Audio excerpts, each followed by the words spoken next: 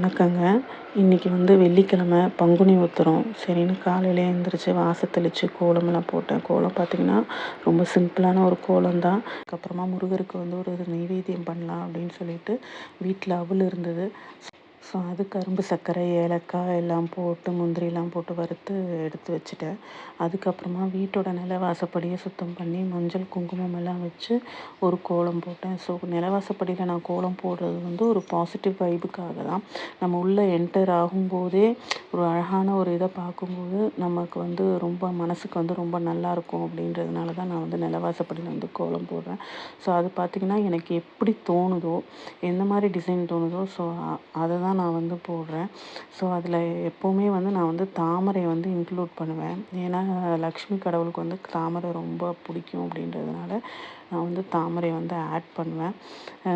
So இந்த கோலம் போடுறதுன்றது நம்ம மனசில் இருக்கிறதோட வெளிப்பாடுன்னு சொல்லுவாங்க. ஸோ நம்ம மனசு எப்போவுமே நிம்மதியாக இருந்துச்சுன்னா அந்த கோலம் வந்து ரொம்ப அழகாக வரும் அப்படின்னு சொல்லுவாங்க. ஸோ அதே மாதிரி பார்த்திங்கன்னா இன்றைக்கி வந்து எனக்கு வந்து கோலம் ரொம்ப அழகாக அமைஞ்சிருச்சுங்க. எனக்கு அதனாலே ரொம்ப சந்தோஷமாக இருந்துச்சு.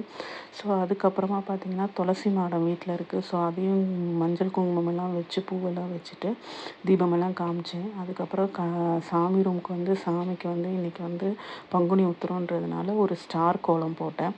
ஸ்டார் கோலம் போட்டு முடித்ததுக்கப்புறமா வீட்லேயே வெத்தலை கொடி இருக்கிறதுனால அதுலேருந்து ஒரு 6 வெத்தலை எடுத்து அதில் மஞ்சள் குங்குமம் வச்சு பூவெல்லாம் வச்சு முருகர் வேல் மயில் எல்லாம் அங்கே வச்சு அலங்காரம் பண்ணேன். ஸோ நடுவில் ஒரு தீபம் வச்சு அதுவும் ஏற்றிட்டு அதுக்கப்புறம் ஊதுவத்தி சாம்பிராணி இதெல்லாம் காமிச்சிட்டு கந்த சஷ்டி கவசமும் கந்தர் அலங்காரமும் நான் வந்து படித்து முடித்ததுக்கப்புறமேட்டு முருகருக்கு வந்து தூப ஆராதனை காமிச்சேன். ஸோ இது நான் பண்ணும்போது எனக்கு வந்து மனசுக்கு ஒரு நிம்மதியும் நிறைவும் கிடைக்கிது. ஸோ இதே மாதிரி நீங்களும் உங்கள் வீட்டில் பங்குனி உத்திரத்துக்கு சாமி கும்பிடுங்க.